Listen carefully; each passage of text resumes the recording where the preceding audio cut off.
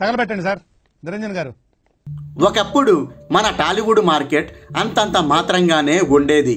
అసలు 50 కోట్ల గ్రాస్ క్లబ్లోకి చేరాలంటేనే గగనంలా అనిపించేది. కానీ బాహుబలి వచ్చిన తరువాత ఆ లెక్కలన్నీ మారిపోయాయి.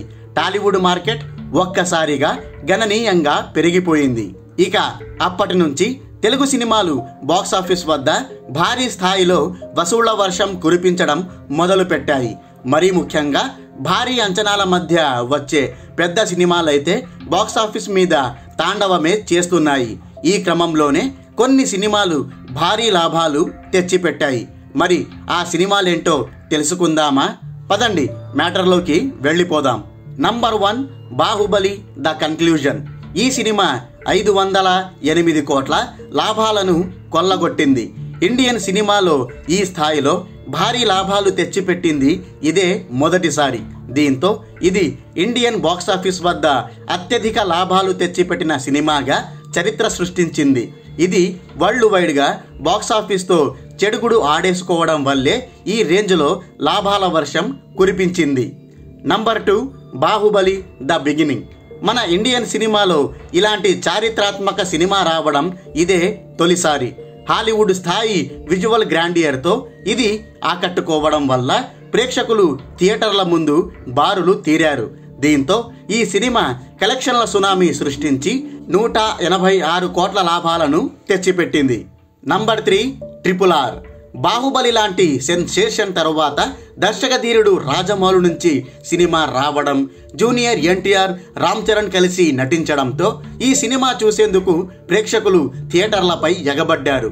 దీంతో ఈ సినిమా బాక్సాఫీస్పై దండయాత్ర చేసి 163 కోట్ల 30 లక్షల లాభాలను కొల్లగొట్టింది.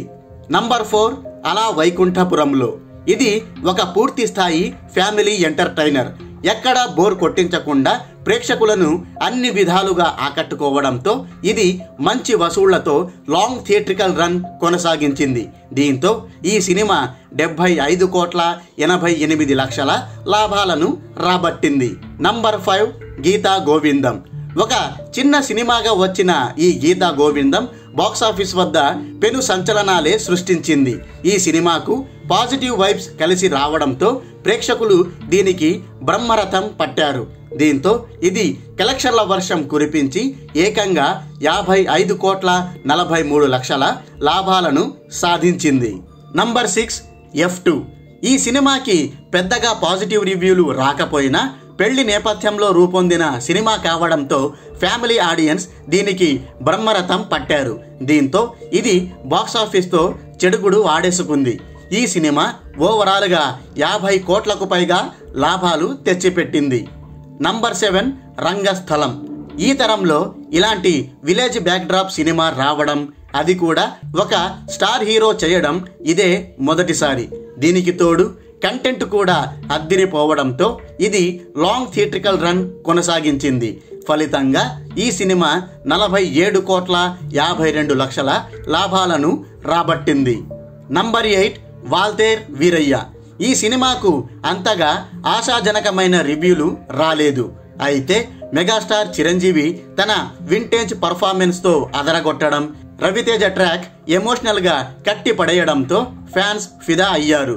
దీంతో ఈ సినిమా మంచి వసూళ్లతో థియేట్రికల్ రన్ కొనసాగించి 46 కోట్లకు పైగా లాభాలను తెచ్చిపెట్టింది.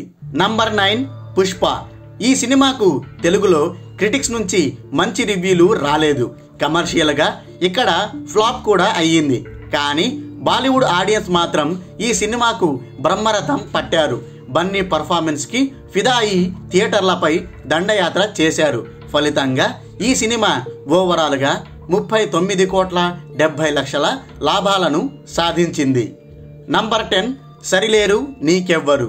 అలా వైకుంఠపురంలో సినిమాకు పోటీగా వచ్చిన పెద్దగా పాజిటివ్ రివ్యూలు రాకపోయినా సంక్రాంతి సెలవులు కలిసి రావడం, ఫ్యామిలీ ఆడియన్స్ నుంచి మంచి రెస్పాన్స్ రావడంతో ఈ సినిమా కూడా లాంగ్ థియేట్రికల్ రన్ కొనసాగించింది. దీంతో ఈ సినిమా ఖాతాలో 39 కోట్ల 30 లక్షల లాభాలు వచ్చి పడ్డాయి.